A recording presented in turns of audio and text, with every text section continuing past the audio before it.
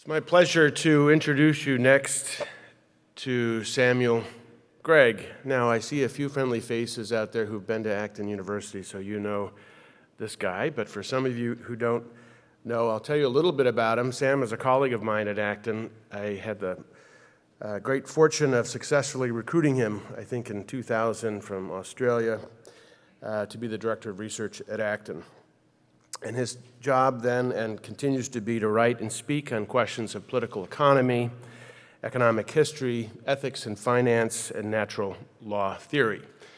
He has a doctorate in moral philosophy and political economy from Oxford. He's the author of at least 11 books.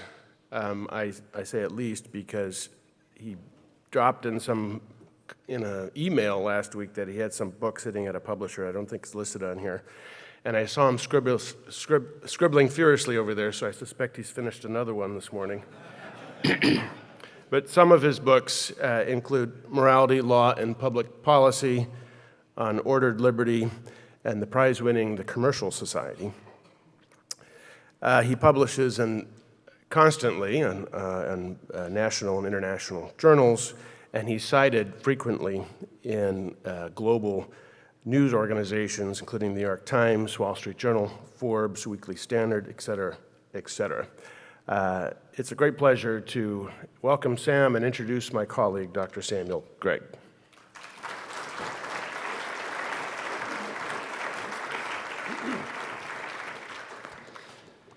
Thank you, Chris. Ladies and gentlemen, it's very good to be with you this morning at Hillsdale College's Free Market Forum.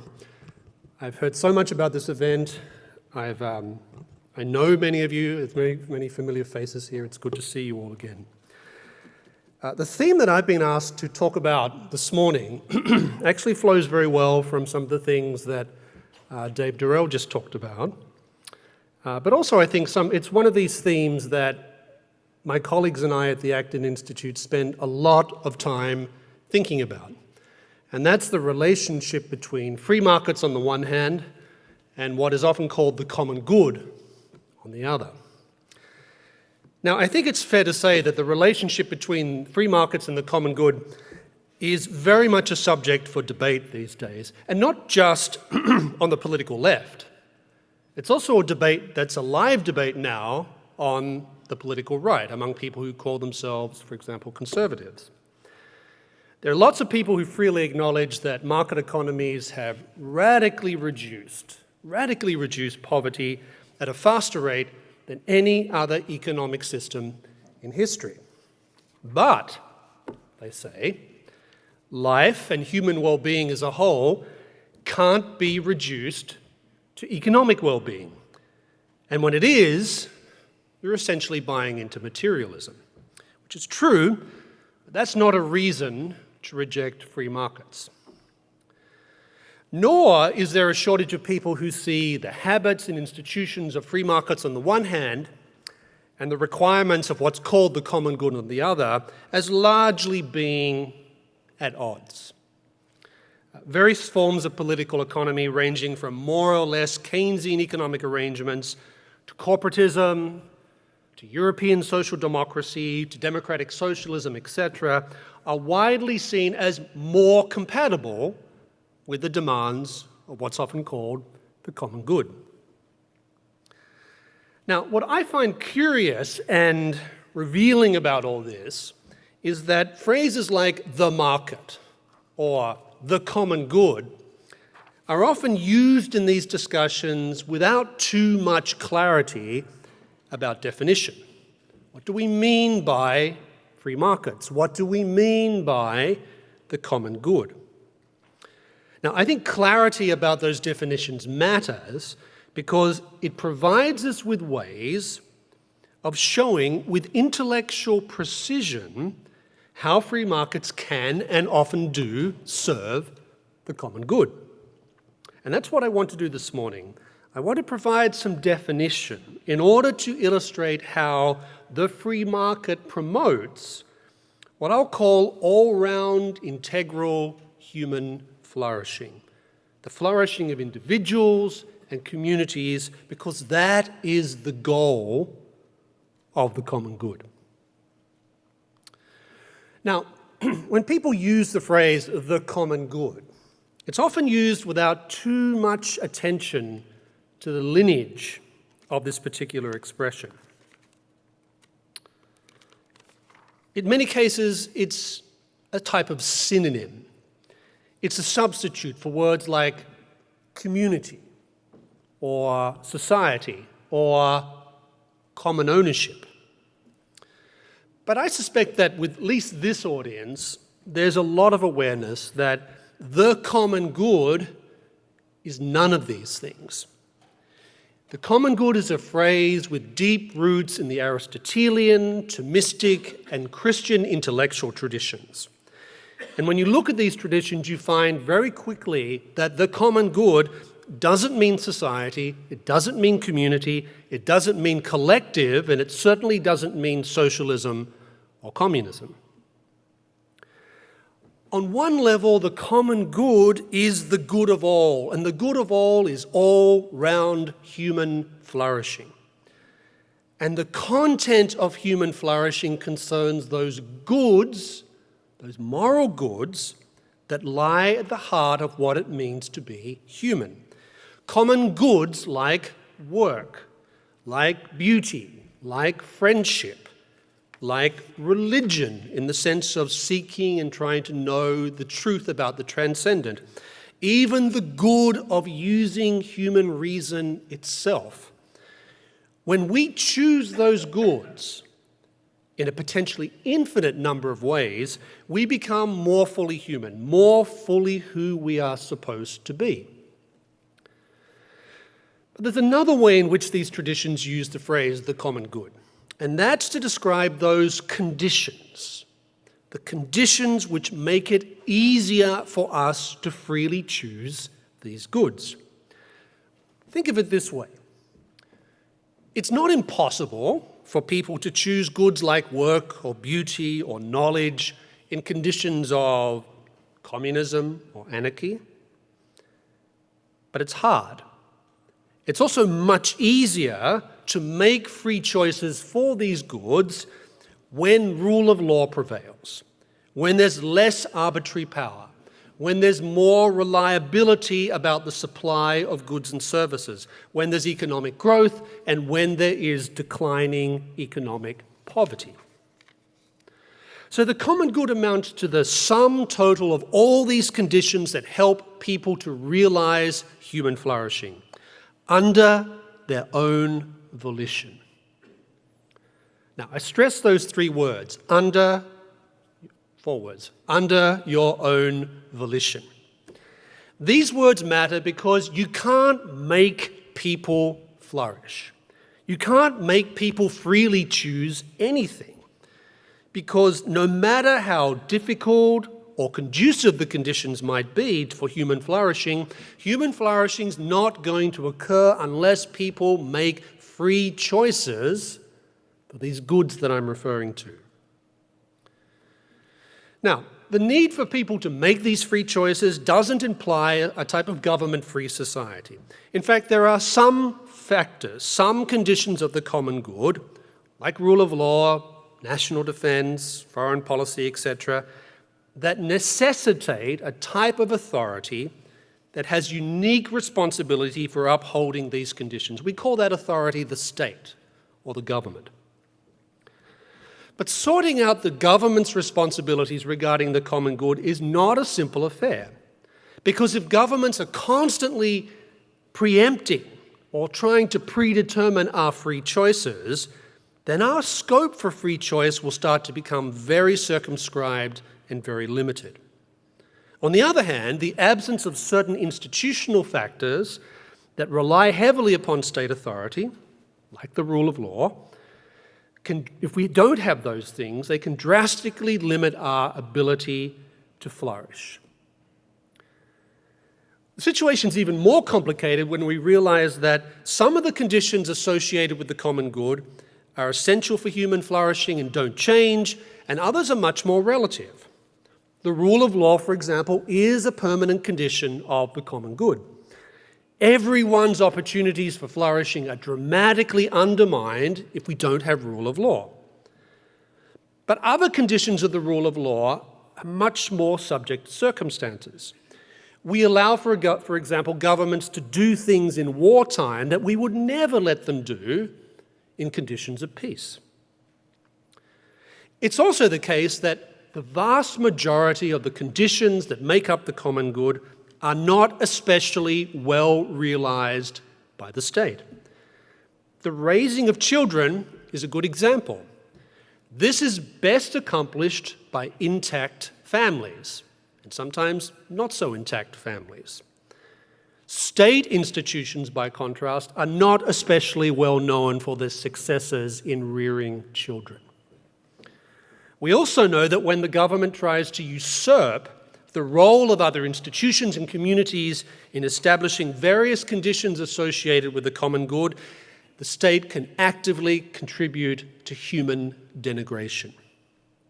Maybe the best example of that is the collectivization of economic life. The historical evidence of the severe damage to the common good is ample from the experience of real socialism and communist economies in the 20th century, but also, I have to say, in more recent times, the economic and political catastrophe otherwise known as Venezuela. So I think at this point we can begin to ask ourselves, how does the free market serve the common good? Or more precisely, how does free market help to establish conditions that allow people to flourish under their own volition? But before we think about that, let's be clear about what we mean by the free market. By free market, I don't mean business or commerce or trade per se. You all know, better than most, that business, commerce, and trade can exist and even grow in conditions that are not those of a free market. No less than Adam Smith, who I don't know about you, but I find myself returning to read him more and more and more these days, he made the point, and not just in his Wealth of Nations, that business and commerce can do very well for themselves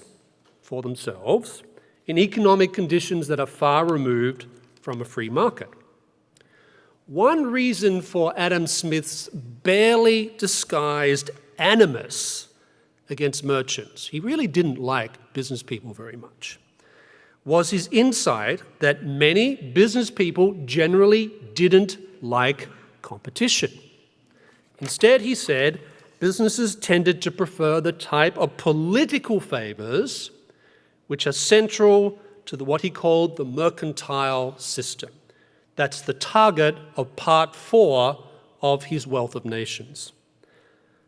I don't think it's too much to say that we today live in a world in which mercantilist economic arrangements are far more pervasive than we often realize.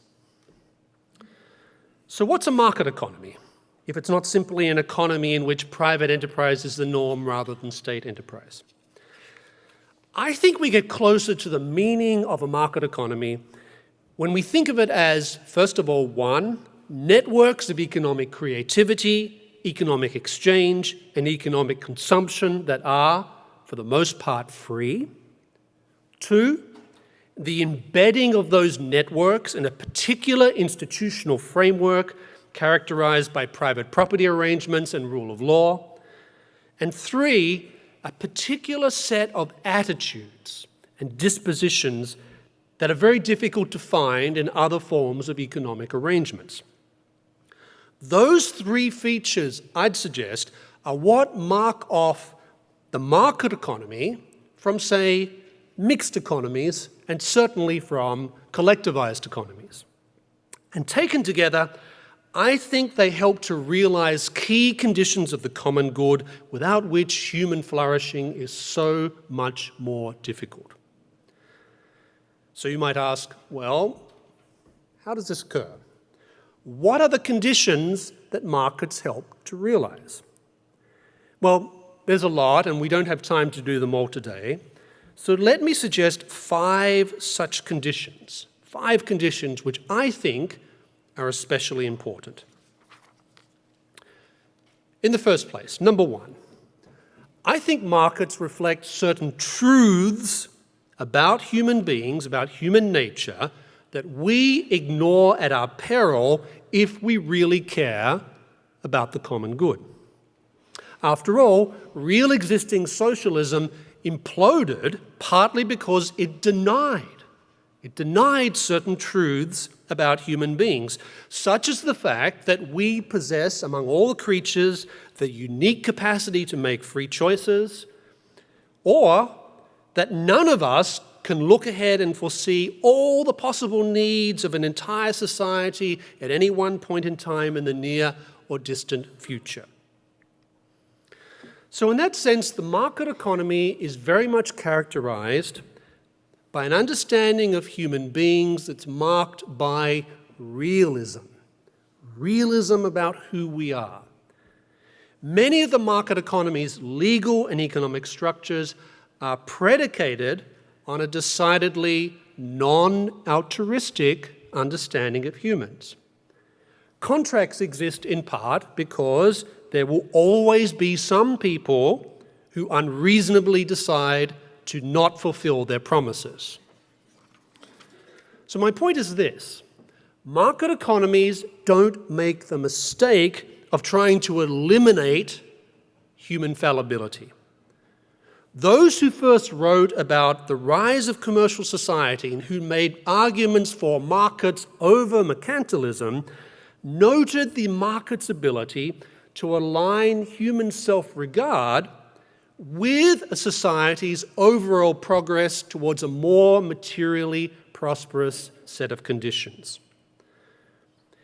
Adam Smith's reference to the invisible hand is often a source of perplexity for some people, but I like to characterize it as simply a metaphor for the idea that through allowing people to pursue their self-interest, unintended but beneficial social consequences follow. As individuals pursue profit, for example, they unintentionally add to the sum total of wealth in society. They unintentionally allow others to benefit from jobs that would not have been created in the first place, etc. Now, I'm sure I don't need to remind this audience that the pursuit of self-interest by individuals and groups alike remains perhaps the most controversial feature of free markets. When 20th century economic historians like R.H. Tawney, when they portrayed the age of commerce as the age of acquisitiveness, they associated the pursuit of self-interest with the indulgence of greed and a type of ruthlessness. But these observations rarely account for the fact that the self in self-interest is capable of being other-regarding and even critical of his or her own behavior. Nor do they acknowledge that every self is enveloped in a web of relationships, ranging from the contractual to the familial, all of which moderate and help to direct our economic self-interest. It's even possible to speak of a reasonable self-love. When figures like Aristotle and Aquinas and other thinkers of the classical moral tradition underlined the imperative of people pursuing virtue, they did so because they regarded this as a natural result of people engaging in a reasonable form of self-regard. Tocqueville's observations of American commercial society in the 1830s echo some very similar themes. In Democracy in America, Tocqueville presented his readers with the paradox that self-interest properly understood was the primary means by which Americans combated radical individualism.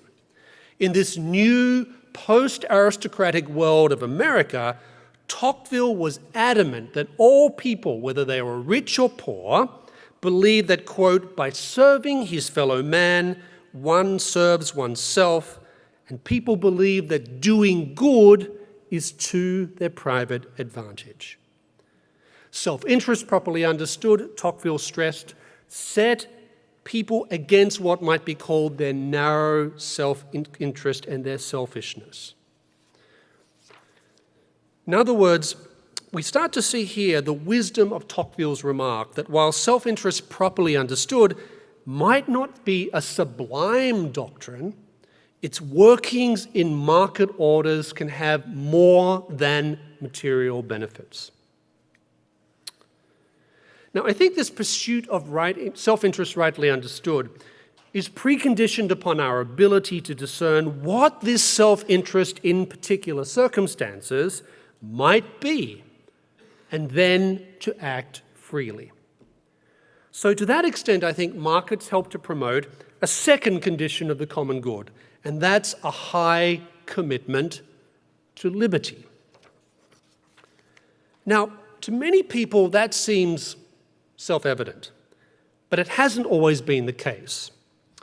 In notes written during his travels in England and Ireland, for example, Tocqueville felt compelled to highlight this ultimate dependence of commercial society and trade and markets upon liberty. Now, the essence, I think, of Tocqueville's argument is that particular moral qualities that are essential for freedom are also very conducive for success in the marketplace. Tocqueville goes on to describe how what he calls the spirit of commerce flows from those who rely upon themselves and who look restlessly at the present and imagine how it can be transformed for the better, all of which requires freedom to do so. So while markets can contribute to the spread of freedom, it's also true that there's no possibility of widespread markets without liberty. If there isn't, for example, a considerable degree of freedom concerning what people buy and sell, then trade and free exchange become impossible for consumers and sellers. Likewise, unless people are free to associate with who they choose, there's no possibility of commercial legal mediums like contracts. Competition also relies upon liberty, the liberty of people to offer a similar good or product at lower prices than other organizations and individuals. The very essence of economic entrepreneurship is a high degree of freedom of personal initiative. Now, some of these freedoms certainly existed in pre-market, pre-commercial societies, but they tended to be strictly limited in their application, or they were largely denied to large categories of people. Not just serfs, for example, but also members of the nobility in many countries who risked losing their noble status if they engaged in commercial activity. Now, there's one point that I think we should state whenever we talk about the capacity of markets to magnify freedom more generally throughout society. And it's this. We can now look at a number of countries and say that there's nothing inevitable about this process. Opening a country like China to markets, an opening which I think we should probably now concede turns out to have been far more limited and far more selective than I think many of us realized, isn't a guarantee that liberty is going to seep over into other areas of life. That certainly has not happened in China, and it illustrates that increases in economic liberty don't necessarily lead to increases of freedom in realms like politics and religion. Again, China is showing that right now. If anything, liberty has experienced significant curtailments in some of these areas in recent years in countries like China. Now, that said, what we can say is that markets do create some space and some freedom in ways that a collectivized economy cannot and are incapable of doing. And that's better than no freedom at all. If only because authoritarian regimes, if they're smart enough, know that they can only go so far if they don't want to stifle economic growth and productivity. Now, this attention to freedom brings me to a third condition of the common good that I think is especially important for human flourishing and which markets are very good at helping us to realize. And this concerns the freedom to be creative. Human beings are unique in the sense that we are the only species capable of creativity. We seem to be designed in such a way that we alone can discover new objects or discover how to use and create things already in existence in faster, more efficient, and more cost-effective ways.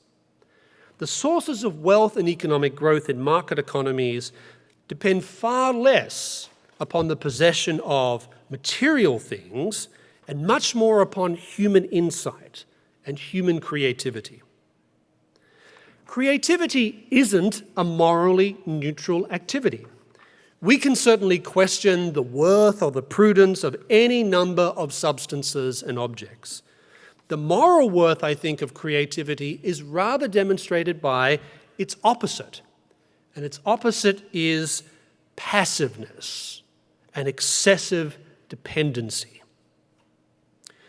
Creativity of thought, of action and association literally transforms humanity's outlook from one of a static or cyclical view of life to a vision of a world open to transformation through human endeavor. Creativity permits people to break out of set and sometimes very stagnant patterns of life. This creativity isn't limited to just one choice or one action on the part of one individual. It invariably involves building upon the creative choices and insights of people living now and people who are long dead. So the creativity that flourishes in market economies is thus invariably social in nature. Of course, people can be creative in lots of economic settings. In the conditions of 18th century mercantilism or in contemporary conditions of crony capitalism, merchants and business leaders can be very creative in how they get close to politicians, to civil servants, and others who make many of the economic decisions in those type of societies. But in the conditions of a market, the incentives to be creative in extracting resources from the political system or to engage in rent-seeking, the incentives are just much less. By contrast, in market economies, the incentives to be creative lie more in the realm of trying to ascertain what consumers or groups of consumers might want or need, and then working to come up with new goods and services or new ways of providing existing goods and services. So while a market or a society might embody great resources of creativity, market economies also help to foster a fourth condition that's extremely important for the common good. It's a very commonplace feature in market economies, so much so that I think we take it for granted. It passes unnoticed in front of us. And it's this. For all its reputation for rugged individualism, market economies are very reliant upon and help to promote the quality of trust. Now, of course, in the world that existed before Adam Smith, trust wasn't unknown. But as a moral characteristic, it tended to be relatively weak outside families, and it tended to be grounded in expectations that were attached to certain social roles. Outside these boundaries, deep suspicion, deep distrust of the stranger was more often the rule. The emergence of market economies required and helped to facilitate an extremely widespread diffusion of a willingness to trust other people, even total strangers. The legal philosopher Roscoe Pound, he didn't exaggerate when he wrote, quote, "Wealth in a commercial age is made up largely of promises." End quote. Consider something like banking. When I deposit my surplus capital in a bank instead of storing it under my bed, it requires an act of trust on my part in the bank. Depositors have to be willing to trust bankers who want to make loans and sometimes grant unsecured credits to people that the original depositors will never know. That's pretty amazing when you think about it. So trust is also essential to, as important something to the functioning of market economies as the forming and fulfilling of contracts. When people make a contract, they're engaging, of course, in a commercial convention and a recognized legal practice. But these practices presuppose a basic exercise in promise-making, in which we make a choice to commit ourselves to perform certain actions while relying upon others to bind themselves to doing particular things. Contracts are, in fact, null and void without these type of prior commitments. But if market economies required every single agreement to require a formal contractual endorsement, I think its ability to promote growth would become actually quite limited. So by necessity, trust in commercial societies and market orders extends beyond what's formally endorsed in contract law. Most economic exchanges, in fact, involve making promises that carry only minimal and, more often than not, no legal weight whatsoever. There's a prevailing expectation in market economies that in most situations and most of the time, people in the marketplace will do what they said they were going to do.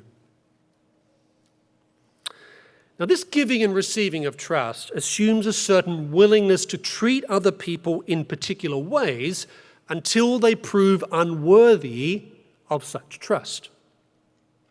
It thus involves behaving towards other people in a certain manner, not necessarily in the way that people behave with members of their family, but certainly in a manner that's best described as civil. In this sense, I think we can say that markets encourage the growth of a fifth condition associated with the common good, and that is civility. We heard a lot about that last night, but I think markets have a very powerful role to play in promoting civility. I think it's particularly interesting that Scottish Enlightenment thinkers viewed this civility as especially characteristic of markets and commercial order.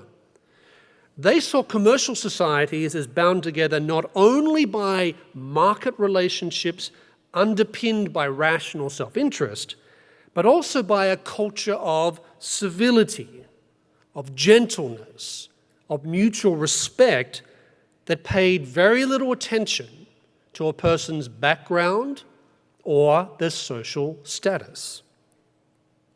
Because in market economies, civility is no longer associated with belonging to a particular social class. The civilizing project effectively moves away from a small group of people and embraces increasing numbers of people as levels of wealth grow throughout society. In market economies, many people for the first time have the possibility of being generous, of learning to defer immediate gratification. It's precisely as Adam Smith remarked that because, quote, every person becomes in some measure a merchant in market economies, that commerce leads increasing numbers of people to acquire habits of order, habits of economy. Now, part of the vision of civility in commercial society and in market orders involves people refraining from using violence to achieve their goals. It's important to remember that in the pre-commercial world, pre-18th century world, war was perceived on the part of figures ranging from Alexander the Great to Napoleon as the path to greatness and glory. By contrast, markets rely upon peace and tend to promote peace. Though I think there's a qualification that needs to be added to that, which I'll say something about towards the end. But I think the ability of markets to promote peace is closely associated with its undermining of the false notion that one person's gain is always at the expense of someone else. Part of Adam Smith's critique of the mercantile system of his time was its assumption that one country's gain could only be at the expense of others. Those type of theories facilitated a great deal of aggressive behavior of nations towards one another as they fought to secure colonies and exclusive trading rights. So there's considerable incentives for market economies, for societies with market economies, with dynamic markets, to avoid war. The reluctance of people living in market orders to embark upon war isn't simply a matter of resenting the financial restrictions and potential losses that are associated with the waging, winning, or losing of war. It also concerns protecting the fabric of freedoms upon which market economies are so reliant. War, and I'm not a pacifist, just to make that clear, I'm not a pacifist. War has a reorganizing logic of its own. When nations go to war, governments are given the authority to do things that they are forbidden from undertaking in peacetime, and that usually involves acquiring powers that diminish economic freedom. Perhaps the greatest long-term problem that war creates for market economies is that the state is usually very reluctant to relinquish its new powers once the war is over. So commercial society's aversion to the use of force isn't confined to the sphere of foreign relations. It also applies to relations within market economies. As Adam Smith explained, it's not a coincidence that as commercial towns started to develop, he said, quote, "order and good government, and with them the liberty and security of individuals becomes much more pronounced.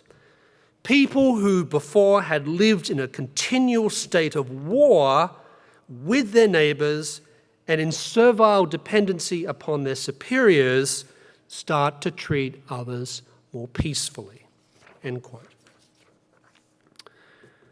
At the same time, I think there's little question that the emergence of markets creates particular incentives for the value that we attach to tolerance. The emergence of market economies and their expansion is very dependent upon a degree of openness, a high degree of openness to new ideas, new cultures, new endeavors.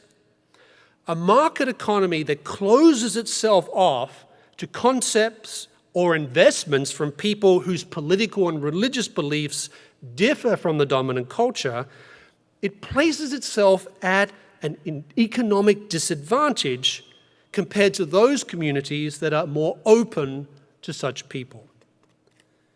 Indeed, what's interesting about modern commercial societies is that when markets began to emerge in their present form during the 18th century, wealth became much more mobile.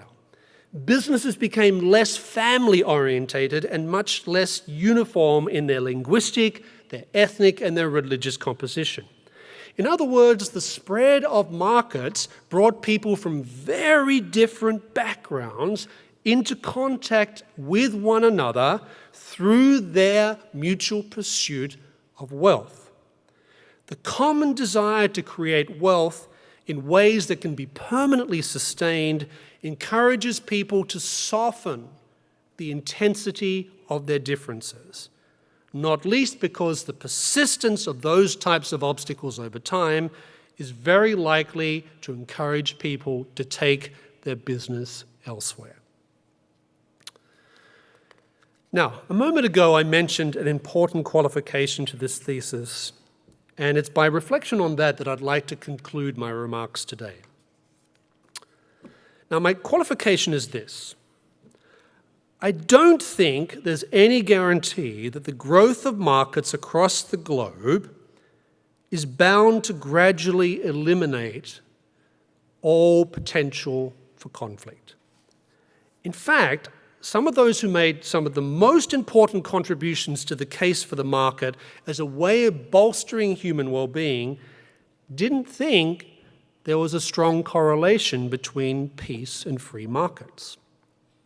Now, I especially have in mind Scottish Enlightenment luminaries, ranging from the Presbyterian minister, Francis Hutcheson, to the skeptic, self-described infidel, David Hume, and the man over whom they both exercised a strong intellectual influence, who was, of course, Adam Smith. They didn't believe that the growth of markets inevitably led to perpetual peace, as people like Immanuel Kant were trying to argue towards the end of the 18th century. They didn't think that markets would necessarily lead to what might be called a cosmopolitan liberal order, or that the emergence of such an order was necessarily desirable in the first place. So why did they think this?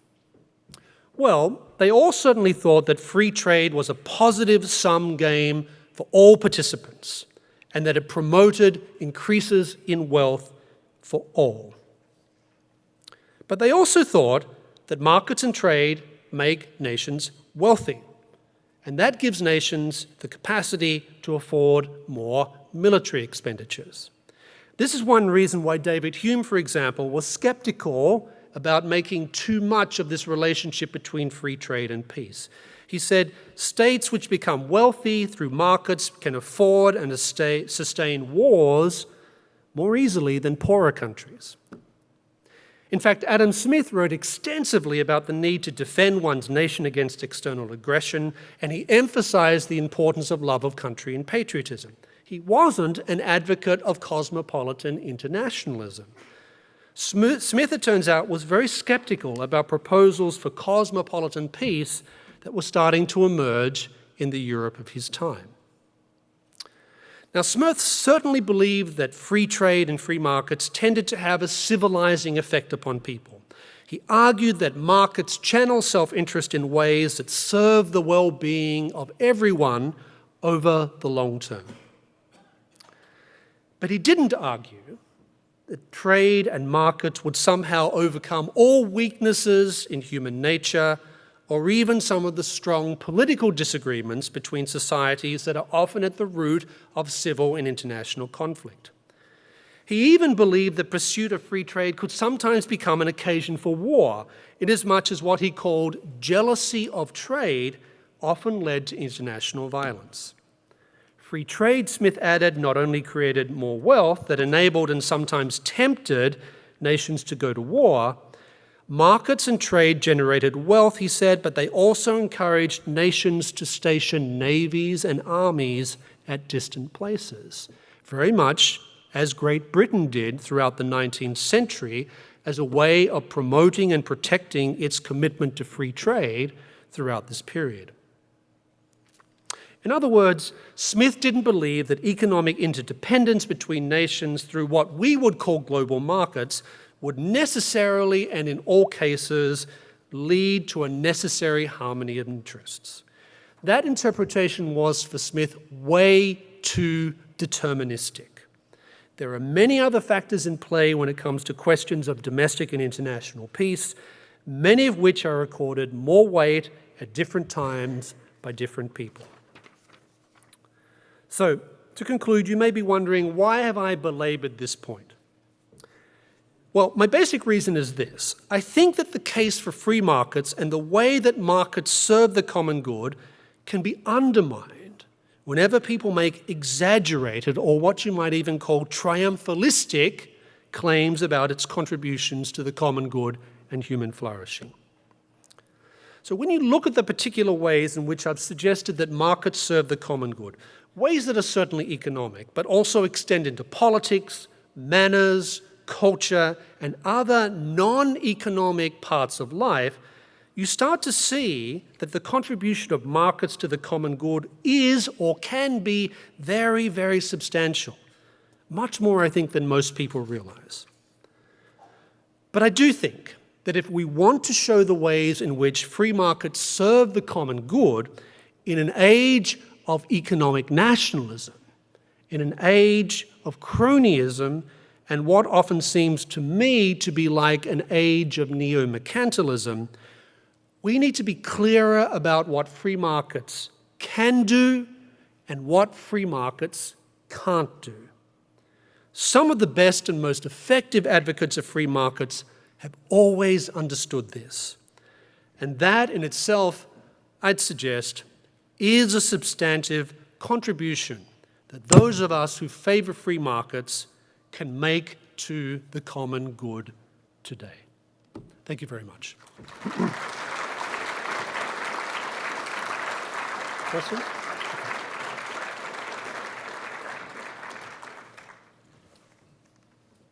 We have about 20 minutes for questions and answers. I don't know if we have microphones. We do have microphones. Okay, Sam, I'm going to let you take the floor.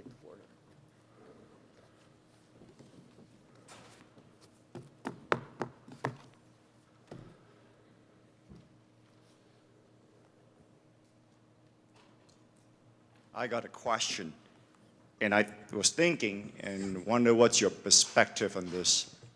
I think your thesis on market economy and common good, the underpinning, or maybe the best practice. Let me put it this way: the underpinning of your market economy and best practice is the wealth of nation, and the underpinning of the wealth of nation is the theory of moral sentiments. And the underpinning of that is the Bible says, love your neighbor as yourself. And the underpinning of that is love God with all your heart, with all your soul, with all your mind, and with all your strength.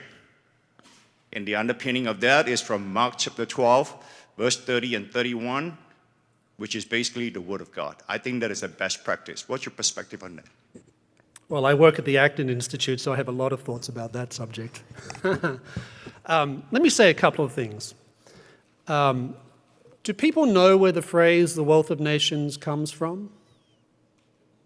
I'm sure there are people here who you must know. There must be people here who know.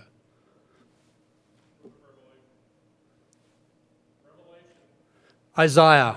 It comes from the book of Isaiah. It's mentioned 4 times, I think, in the book of Isaiah, that wealth of nations, etc. I don't think that's a coincidence. So I think that in some senses, there is definitely a type of biblical background at work. For example, even in the work of Adam Smith, who is not a Christian. Smith is not a Christian. He's a deist. I think that's pretty clear. But if you read his theory of moral sentiments, he invokes precisely this theme of love of neighbor. He invokes Christianity's great commandment. And he doesn't have to, because it's a work of philosophy. It's not a work of theology. But even Smith, who's not hostile to Christianity, I think, although he's way too friendly with David Hume for my taste, Smith can't get away from, I think, this deeper religious context, which he's assuming, in many respects, most of his audiences accept and buy into, and at some level believe in. It's very important in this context to keep in mind that the Scottish Enlightenment, once you take people like Hume out of the picture, Scottish Enlightenment was not an anti-Christian endeavour. Most of the people involved in the Scottish Enlightenment were Church of Scotland ministers. They knew Adam Smith, they were friends with him. So in other words, there is this culture, this context in which Smith is writing his Wealth of Nations and his theory of moral sentiments, and it takes many of the assumptions, let's call them biblical assumptions, for granted, even if Smith can't bring himself to believe in the person of Jesus Christ himself. He revised his theory of moral sentiment 6 times in his life. And he always said that it was his favorite book, much more so than The Wealth of Nations, which he revised less. But in the last revision of the Theory of Moral Sentiments, he added a whole part 6, which is all about the virtues. He talks about the prudent man, the virtue of prudence, but in the end he also talks about benevolence. And he explicitly invokes Christian themes when he's doing that. And I think one of the reasons he's doing this, why he revises the book in this way, is because he's becoming very conscious that by the 1790s, it's becoming more apparent that if this type of economic system that he's thought of and imagined and started to theorize about is going to work, then it needs all these moral supports. And to his mind, that includes sort of Greek thought, Roman thought, Stoic thought, but it unquestionably involves some sort of commitment to Christian thought. Thank you.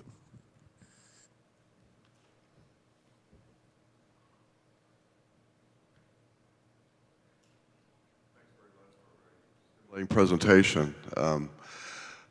Thinking about the tension of markets fostering the common good, I'm reminded how many ways of Christian theologians leading up to Smith wrestle with the difficulty of the development of a commercial society in this standpoint, that previous societies have been based much more on personal relationships, reciprocity, your face-to-face dealing with someone else.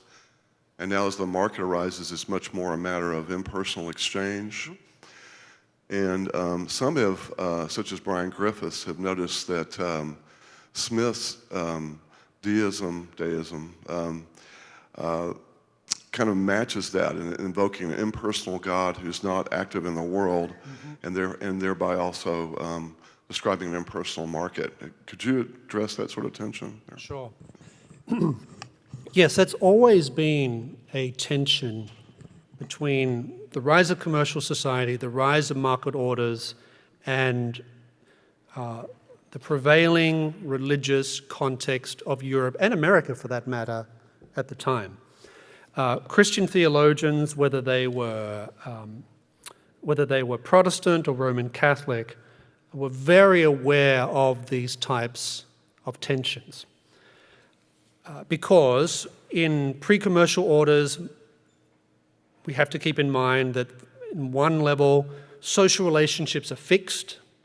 You're a peasant, or you're bourgeois, or you're noble, and you don't change. That's the way you are for your whole life. The number of people who are bourgeois is a very small group of people who trade with one another. They tend to know who the other people are. And of course, on a more basic level, we're talking about societies in which most people didn't move more than 5 miles away from the place that they were born. Mobility was much more limited, which points much more in the direction of these close interpersonal relationships as opposed to these more abstract relationships. And of course, the church was integral to every part of life in these societies, literally from birth to death. So that's one thing to think about. There's definitely a tension there, and it seems to me in many cases that remains an unresolved tension between those who hold to Christian faith and the world of free market economics. There's unquestionably a tension there. We see it expressed in lots of different ways. But, now that said, there's also a rich history of Christian theologians thinking very seriously prior to Adam Smith about many of the important features of market economies that we take for granted today. Ideas of contract just didn't pop out of nowhere. They had been written about by Protestant and Roman Catholic theologians for a very long period of time. In fact, if you read Joseph Schumpeter's History of Economic Analysis, he makes the point that if you look at more or less from Aquinas up until the early modern period, he basically says that you have theologians, or what are often called moralists, so people who are specializing in moral theology, writing very seriously about the obligations attached to contract, the whole discovery and elucidation and exploration of the question of usury led to the development of all sorts of insights into the nature of money, the character of interest, even a certain understanding of the difference between economic growth and stagnation. So all these things are there, but no one has put them all together in a particular way, really until the Wealth of Nations appears. So many people have said there's nothing new in the Wealth of Nations in terms of some of its specific analyses of anything ranging from some of the problems of mercantilism to the nature of contracts. But what Smith does is put it together as a theory, as in terms of a social science. And that's where I think some of the abstractness comes from, which to my mind is an argument for those of us who work in the Christian intellectual tradition to work more thoroughly upon trying to work out how these two areas of knowledge, these ways of understanding the world, can be put together. Because, as we often say at the Acton Institute, economics doesn't constitute the whole truth about the human person, but economics as a social science certainly does capture certain truths about human beings and human societies that we ignore at our peril. So yes, I think the tension is an opportunity for more extensive work to be done in terms of working out how these things fit together. Because I think the temptation for many people of faith is to see something like economics as, well, it's just applied materialism, it's just applied utilitarianism. And I think that's a mistake, that characterizing in the first place is a mistake. But I think it's also plays into a tension between Christianity on the one hand and modernity on the other. And as I often say to some of my brethren who would like to go back to the Middle Ages, there's no going back to a pre-Enlightenment world. That doesn't mean that everything post-Enlightenment is wonderful. It's not.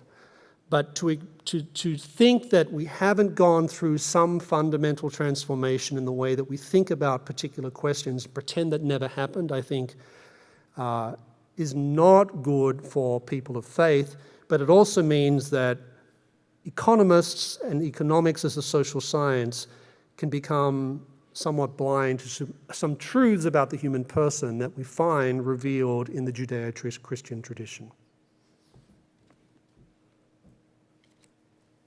Thank you. I'd like to ask you to further comment on your reference to China and economic and religious freedom. Should one be pursued before the other? Is there a causal relationship, perhaps? Well, that's something that we at Acton have thought a lot about. In fact, my colleague, my boss, Chris, he probably hasn't told you this, he speaks Mandarin. I'm not joking. And he goes to China quite frequently, and he can probably tell you some very interesting things about what's happening in terms of the relationship between economic development and its relationship to religious liberty. But let me just say a couple of things. First of all, I don't think it's a coincidence that in those parts of China, the special economic zones, as they're called, in eastern China, which have sort of opened up to the global economy. I think, as I mentioned in my remarks, we're starting to understand now that that opening has been much more sporadic, much more selective, much less full throttle than I think we often assumed in the past. I think we're seeing now that, I think it was the ambassador who said last night, it's a sort of mercantilist arrangement, and I think that's more or less an accurate description. But in these special economic zones where more economic freedom, shall we say, has been allowed, albeit the companies that you're typically dealing with usually have some involvement with either the Communist Party, the government, or the Chinese military. So the freedom is limited just even at that level. But in these special economic zones, it's precisely where this opening has happened, this limited but nonetheless real economic opening has happened, that you've had a growth in religiosity. Why is that the case? Well, one of the reasons I speculate about, and I haven't done any empirical research on this, but my speculation is that once people get out of poverty and they have some time and leisure to think about things beyond just mere survival, they can't help but ask themselves, well, what's the meaning of all this? What's the ultimate purpose of what I'm doing? Where do I fit into the ultimate scheme of history, my country, etc.? And many people in China have found answers to those questions in faith.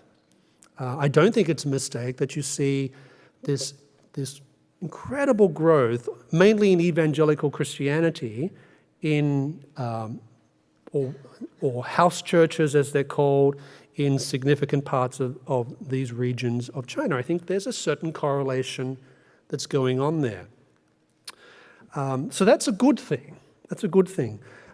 What's worrying, of course, as we all know, as was mentioned last night, the Chinese government has reinforced and is cracking down because it's reinforced this position that it has that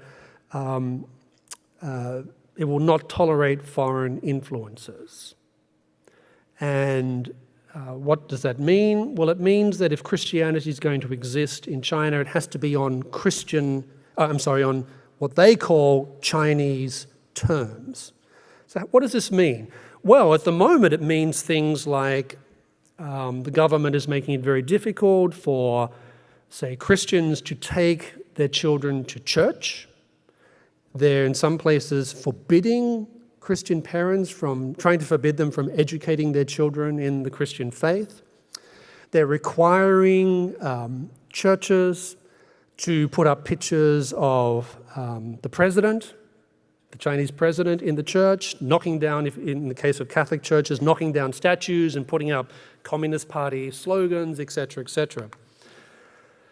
So I think what this tells us is that, yes, there is a certain relationship between economic openness and the potential for the growth of religious faith. I'm not sure it means a particular faith, but I think it means that people are starting to ask questions that religion tries to provide, different religions provide different answers for.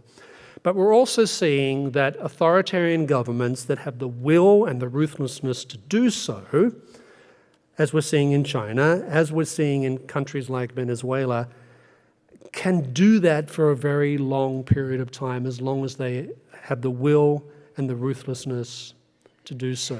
So at the moment, I think it's a very mixed bag. Now, none of that, by the way, is an argument for moving away from even limited economic liberalization. As I mentioned in my remarks, even the limited liberalization of certain parts of China that's happened over the past 40 years has increased freedom to a certain degree in parts of these countries. But we're seeing also the governments can act against that in a pretty systematic way if they have the will and the ruthlessness to do so. So on the one hand, there is a certain trajectory that shows this is happening. On the other hand,